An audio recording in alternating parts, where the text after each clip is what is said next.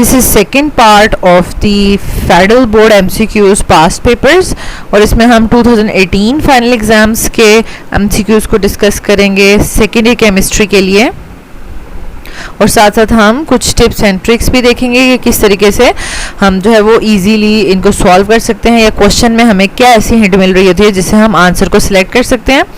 ठीक है, और हम ये भी देखेंगे कि पास्ट बोर्ड पेपर्स के जो MCQs थे वो किस लेवल के थे, कि बहुत डिफिकल्ट और घुमा फिरा के क्वेश्चन किया हुआ है या सिंपल किया हुआ है। ठीक है, लेट्स स्टार्ट। तो यहाँ पर मैंने 2018 फाइनल एग्जाम्स का MCQ ओपन कर लिया है। तो सबसे पहला जो MCQ है हमारे पास, that is bromide ion reduces sulphuric acid. अब हमारे पास देखें, आप यहाँ पर एक बात नोट डाउन कर लें कि जो रिड्यूसिंग एबिलिटी है ना वो टॉप टू बॉटम क्या कर रही है, टॉप टू बॉटम जो है वो इंक्रीज कर रही है। ठीक है, जैसे कि फ्लोराइड आयन है वो बहुत ही कम जो है वो रिड्यूस करता है, रिड्यूसिंग एजेंट है। इस तरह क्लोराइड इंक्रीज, फिर ब्रोमाइड एंड देन आयोडाइड। ठीक है, तो जो आयोडाइड आयन है ना वो सल्फ्यूरिक एसिड के साथ जब रिएक्ट करेगा तो उसके जो सल्फर है उसको -2 ऑक्सीडेशन तक ले जाएगा। ठीक है, रिड्यूस करके, और ब्रोमाइड आयन जो है वो +4 ऑक्सीडेशन स्टेट तक लेकर जाता है। सल्फ्यूरिक एसिड में जो सल्फर की ऑक्सीडेशन स्टेट है ना वो +6 होती है। ठीक है, +6 से +4 तक लेके जाता है ब्रोमाइड आयन, और -2 तक लेके जाता है आयोडाइड आयन। और क्लोराइड आयन जो है वो कंसनट्रेटेड सल्फ्यूरिक एसिड के साथ रिएक्ट ही नहीं करता है। इसी तरीके से देखें, आपको पता चल रहा है फ्लोराइड आयन और ही कम रिएक्शन शो कर रहा है, तो वो नहीं कर रहा रिड्यूस सल्फ्यूरिक एसिड को। तो यहाँ पर हमारे पास सल्फर डाइऑक्साइड बन जाता है, और यहाँ पर हमारे पास हाइड्रोजन सल्फाइड बन जाता है जिसमें सल्फर की ऑक्सीडेशन स्टेट -2 और यहाँ पर +4 है। तो यहाँ पर देखें, bromide ion reduces sulphuric acid to form, तो यहाँ पर ऑप्शन सी करेक्ट है, सल्फर डाइऑक्साइड। देन हमारे पास क्वेश्चन आ जाता है, question number 2, which of the following will not produce nitrite on heating. ठीक है, तो अब नाइट्राइट जो होता है ना, अब देखें ये आपके पास अल्कली मेटल्स हैं, तो हमेशा जो हर ग्रुप का फर्स्ट मेंबर है ना वो एनॉमलस बिहेवियर शो करता है। तो यहाँ पर हमारे पास लिथियम नज़र आ रहा है। ठीक है, तो लिथियम के नाइट्रेट्स की जब आपने डिकम्पोजिशन पढ़ी होगी तो वहाँ पर आपने पढ़ा होगा कि लिथियम नाइट्रेट्स जो है वो नाइट्राइट नहीं बनाता बल्कि लिथियम ऑक्साइड बना देता है। ठीक है, तो एनॉमलस बिहेवियर शो करता है। मैंने आपको पहले बताया था कि हर ग्रुप का फर्स्ट मेंबर जो है वो बड़ा ही डिफरेंटली बिहेव करता है उस ग्रुप से। ठीक है, तो ऑप्शन ए करेक्ट है। In the reaction with aqueous copper 2 complex, ठीक है, ammonia acts as a ligand as well as base. तो ये आपके पास कॉपर और आयरन दो ही ट्रांजिशन मेटल्स इंक्लूडेड थे, और उनके रिएक्शंस भी बहुत ज़्यादा इंपॉर्टेंट थे। आपने ज़रूर प्रैक्टिस की होगी, और वहाँ पर आपने दोनों तरह की इक्वेशंस याद की होंगी कि जिसमें ammonia as a ligand act कर रहा है और दूसरी इक्वेशन में ammonia as a base act कर रहा है। तो देखें कितना ईजी MCQ बनाया यहाँ पर। बी ऑप्शन करेक्ट है। The correct name of the complex ion is, वैसे तो ये आपकी नोमेनक्लेचर जो है वो इंक्लूडेड नहीं है, लेकिन इसका जो ऑप्शन सी करेक्ट है, लेकिन हम इसकी डिटेल में नहीं जाएंगे। Question number 5, SH is the functional group present in the organic compound. जैसे OH होता है ना अल्कोहल, तो इसी तरह SH होता है थायोल्स, लेकिन वो हमारे उसमें इंक्लूडेड नहीं है। ठीक है, the electrophile in the aromatic sulphonation reaction of benzene is.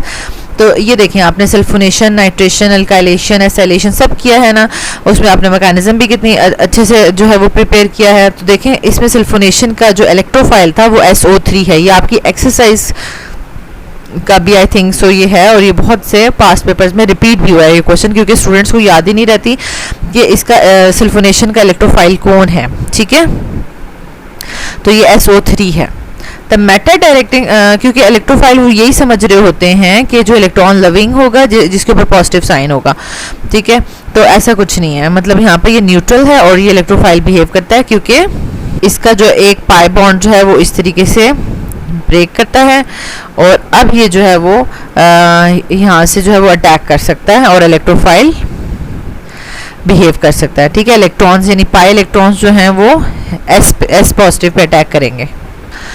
तो यहाँ पर सी ऑप्शन करेक्ट है। Then meta directing group among the following, तो देखिए यहाँ से आपको आइडिया हो गया कि आपने ऑर्थोपैरा डायरेक्टर्स और मेटा डायरेक्टर्स की जो एग्जांपल्स हैं वो याद करनी है, ठीक है। तो अब NH2 या अल्काइल ऑक्सी अल्काइल ग्रुप्स, ठीक है, या फिर हाइड्रोक्सिल, ये तीनों जो है वो ऑर्थोपैरा डायरेक्टर्स थे और एसिड जो है यहाँ पर हमारे पास मेटा डायरेक्टर है। ऑप्शन सी करेक्ट है। Which one of the following reducing agents reduces aromatic nitro compounds to amines, ये आपके उसमें रिड्यूस सिलेबस में एक्सक्लूडेड है, लेकिन ऑप्शन ए करेक्ट है, ठीक है। The alcohol with greater reactivity with respect to cleavage of its OH bond is, अब ये देखें हम, मतलब यहाँ अगेन वही आ गया, OH बॉन्ड जब क्लीव करेगा तो किसकी बहुत ज़्यादा रिएक्टिविटी होगी। प्रीवियस पेपर में पूरा ट्रेंड पूछा हुआ था और यहाँ पर सिर्फ एक पूछ लिया गया किसकी सबसे ज़्यादा होगी।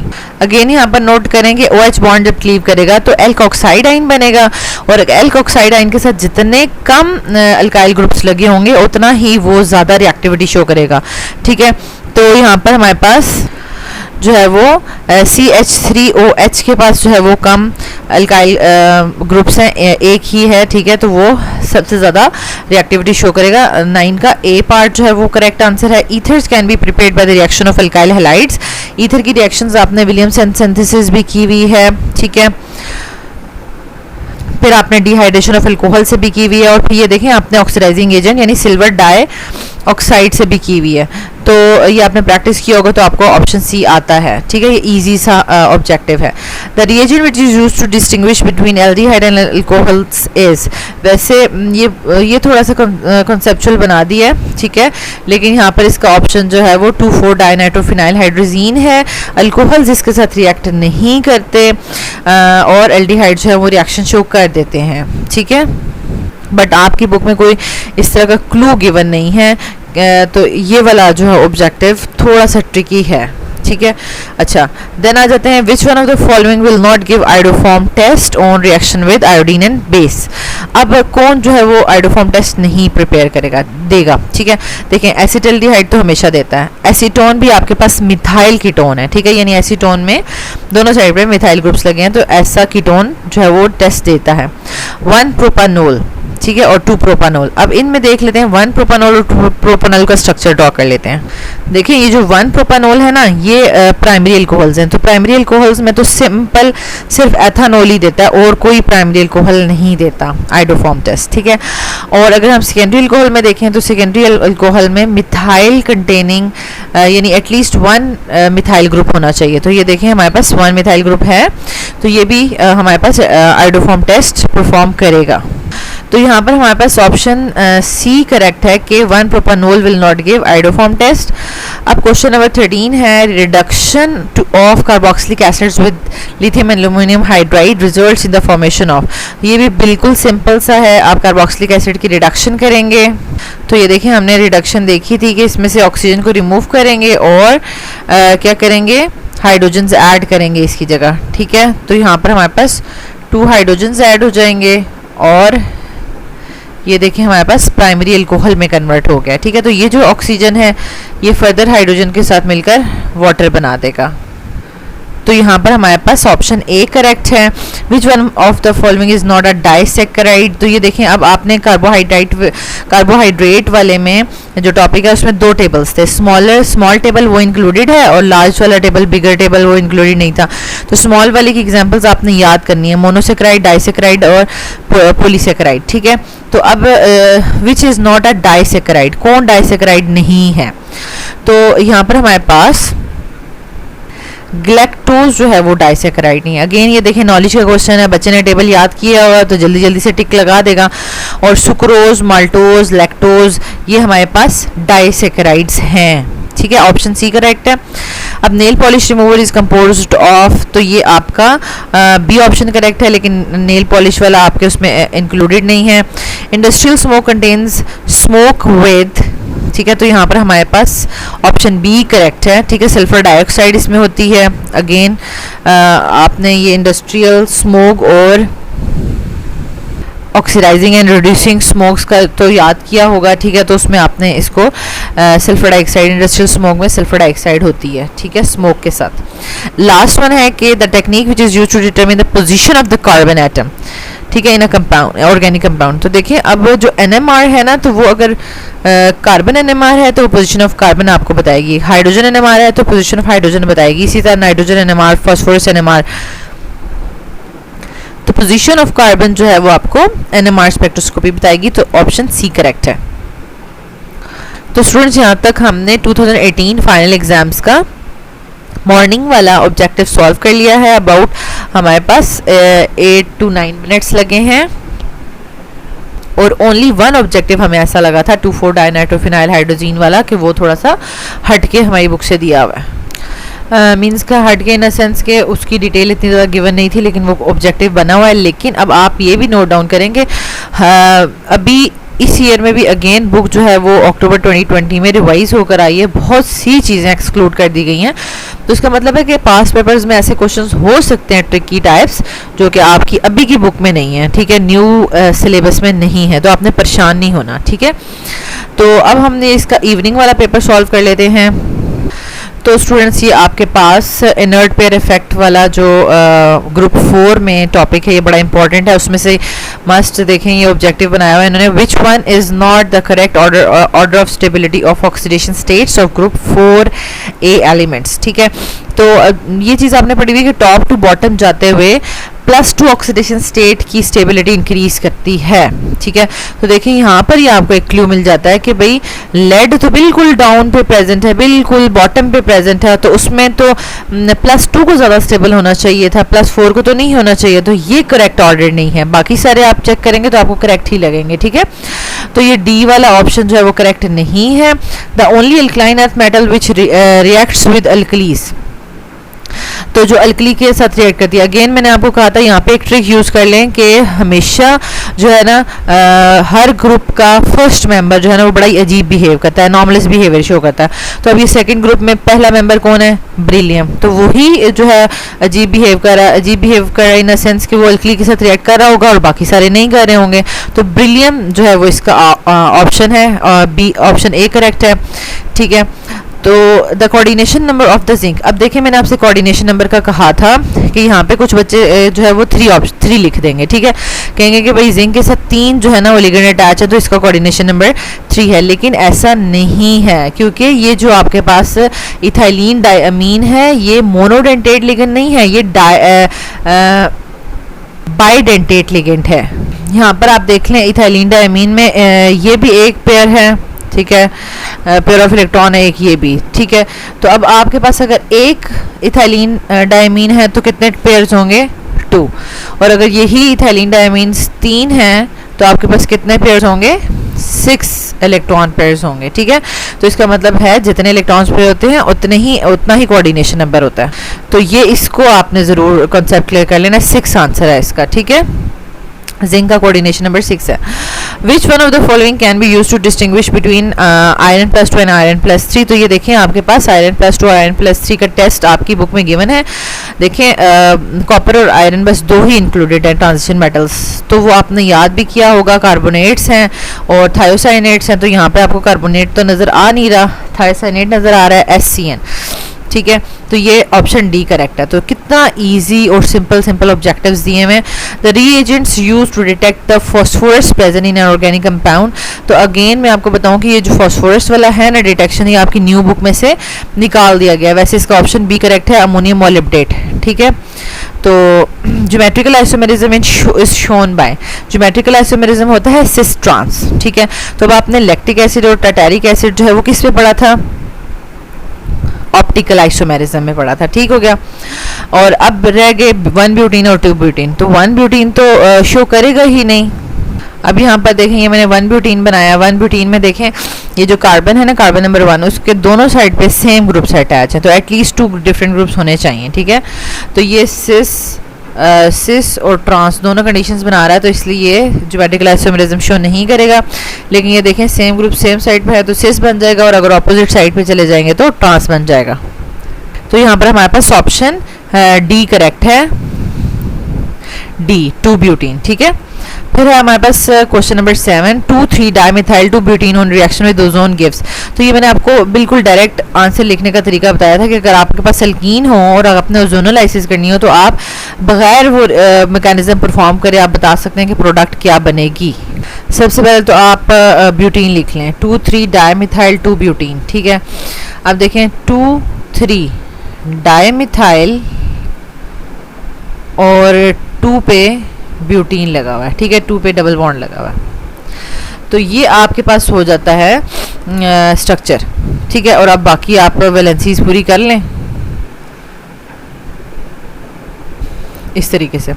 अब आपने क्या करना है, सिंपल जहाँ से डबल बॉन्ड है ना वहाँ से ब्रेक करना है और इनको दूर करना है।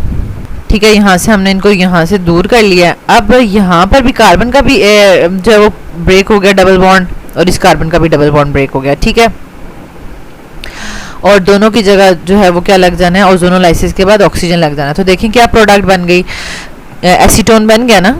यहाँ पर ऑप्शन बी करेक्ट है। ठीक हो गया, तो ये जो है वो आपके पास ट्रिक थी कि आप डायरेक्टली कैसे फाइंड आउट कर सकते हैं ओजोनोलाइसिस की प्रोडक्ट को। जहाँ पे भी डबल बॉन्ड है वहाँ से ब्रेक करके दूर करना है और ऑक्सीजन लगा देनी है। Question number 8, which one of the following is a poor leaving group in SN reactions. जैसे कि आपसे पहले वाले पास्ट पेपर में पूछा था 2019 में गुड लिविंग ग्रुप कौन है, तो यहाँ पे बैड लिविंग ग्रुप पूछ लिया। अब गुड लिविंग ग्रुप का मतलब है बल्की ग्रुप होगा, जैसे आयोडाइडाइन। ठीक है, तो यहाँ पे बैड लिविंग ग्रुप इसका मतलब है कि जिसका साइज बहुत छोटा है वो बैड लिविंग ग्रुप हो जाएगा, तो यहाँ पर फ्लोराइडाइन हो जाएगा। ठीक है, ए ऑप्शन इसका करेक्ट है। The more acidic compound among the following is, तो इसमें मोर एसिडिक कंपाउंड कौन है हमारे पास। तो अब स्टूडेंट्स यहाँ पर आपके पास जो है वो कार्बोनिक एसिड आपकी बुक में नहीं एक्सप्लेन, लेकिन आपने कार्बोक्सिलिक एसिड, फिनोल और सिंपल अल्कोहल्स के दरमियान में आपने देखा हुआ है कि कौन ज़्यादा एसिडिक है और कौन कम एसिडिक है। ठीक है, तो अगर आप जो है ना इसको भी स्किप कर भी देते हैं ना, ठीक है, तो आप बाकी तीनों का कंपैरिजन तो आपने बुक में पढ़ा हुआ है। ठीक है, कि अल्कोहल सबसे कम एसिडिक होते हैं और उसके बाद फिर फिनोल्स होते हैं और उसके बाद जो है वो हमारे पास एसिडिक एसिड होते हैं। तो इसकी हमने रीज़न क्या पढ़ी थी कि अल्कोहल्स में तो जो ऑक्सीजन के ऊपर नेगेटिव साइन है वो जो है वो स्टेबलाइज नहीं हो पाता, इसलिए ये कम एसिडिक हैं। लेकिन फिनोल के ऊपर जो नेगेटिव साइन है वो रेजोनेंस शो करता है बेंजीन रिंग के साथ और फिर स्टेबल होता है। तो अब जो एसिटिक एसिड है वो भी यही करता है, रेजोनेंस ही शो करता है कार्बोनाइल ग्रुप के साथ। लेकिन जो एसिटिक एसिड है ना इसकी जो रेजोनेटिंग स्ट्रक्चर्स हैं वो इक्विवेलेंट थी और फिनोल की नॉन इक्विवेलेंट थी, तो इसलिए ये लेस एसिडिक और ये मोर एसिडिक। ठीक है, अब रह गया हमारे पास एसिटिक एसिड और कार्बोनिक एसिड। तो यहाँ पर देखें हम ये कार्बोनिक एसिड बना रहे हैं, ठीक है, और ऊपर हमने एसिटिक एसिड बनाया। तो एसिटिक एसिड का जो ये ऑक्सीजन है इसके ऊपर भी नेगेटिव साइन है, कार्बोनिक एसिड के ऑक्सीजन के ऊपर भी नेगेटिव साइन है जब ये अपना प्रोटॉन डोनेट कर देते हैं। तो देखिए अब दोनों में ही जब ये कार्बोनाइल ग्रुप के साथ रेजोनेंस स्ट्रक्चर्स बनाएंगे तो इक्विवेलेंट रेजोनेटिंग स्ट्रक्चर्स बनेंगी। लेकिन अब डिपेंड किस पे करेगी, एसिडिटी इन ग्रुप्स पे डिपेंड करेगी। ठीक है, रेजोनेटिंग स्ट्रक्चर्स तो बन रही हैं, लेकिन अब यहाँ पर देखें जो हमारे पास अल्काइल ग्रुप है ये वीक इलेक्ट्रॉन डोनेटिंग ग्रुप है। इसका मतलब है कि ये इस ऑक्सीजन को इतना ज़्यादा अनस्टेबल नहीं कर रहा जितना कि ये अनस्टेबल कर रहा है, क्योंकि इसके पास लॉन पेयर हैं, ये इजीली डोनेट कर सकता है और इसको बहुत ज़्यादा अनस्टेबल कर रहा है, जिसकी वजह से ये लेस एसिडिक है और ये मोर एसिडिक है। ठीक है, तो यहाँ पर हमारे पास ऑप्शन ए करेक्ट है कि एसिटिक एसिड जो है वो मोर एसिडिक है। The alcohol with greater reactivity with respect to cleavage of CO bond. Again देखें CO बॉन्ड की क्लीवेज आ गई है, पहले OH की पूछी थी, अब CO की आ गई है। CO का बॉन्ड जब क्लीव होगा तो हमारे पास कार्बोकैटाइंस बनते हैं। ठीक है, तो कार्बोकैटाइंस तो यानी वो कार्बन होते हैं जिसपे इलेक्ट्रॉन की डेफिशिएंसी होती है, तो उसके साथ जितने ज़्यादा अल्काइल ग्रुप्स लगे होंगे जितना ज़्यादा वो टर्शरी होगा उतना ही वो स्टेबल फील करेगा और ज़्यादा रिएक्टिविटी शो करेगा। तो इसका मतलब है ऑप्शन डी करेक्ट है। ठीक है, कितना इजी। अब सार्टे रिएजेंट आपकी इस न्यू बुक में नहीं है, लेकिन इसका ऑप्शन सी करेक्ट है। Acetal is produced when acetaldehyde is react with an alcohol. ये भी रिएक्शन आपकी स्मार्ट सिलेबस में जो है वो रिड्यूस किया गया है।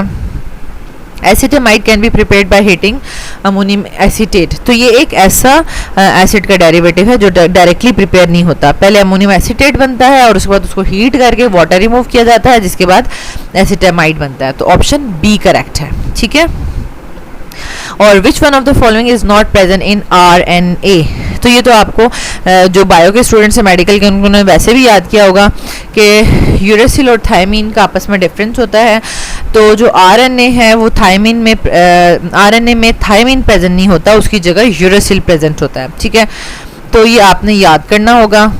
और थायमीन और यूरेसिल में अगर कंपैरिजन करें तो यूरेसिल में R आता है, तो RNA में भी R होता है, तो यूरेसिल जो है वो RNA में प्रेजेंट होगा और थायमीन जो है वो DNA में प्रेजेंट होगा।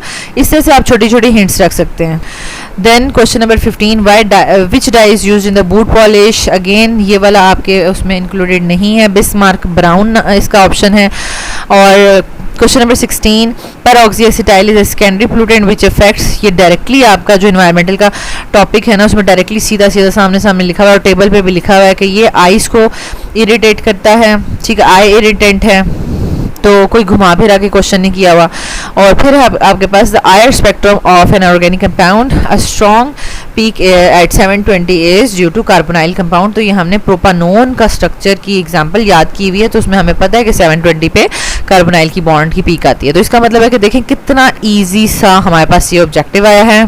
तो यहाँ तक हमने 2018 फाइनल एग्जाम को फुली जो है वो ऑब्जेक्टिव को डिस्कस कर लिया है। नेक्स्ट में हम जो है वो 2018 सप्ली का पेपर जो है वो डिस्कस करेंगे।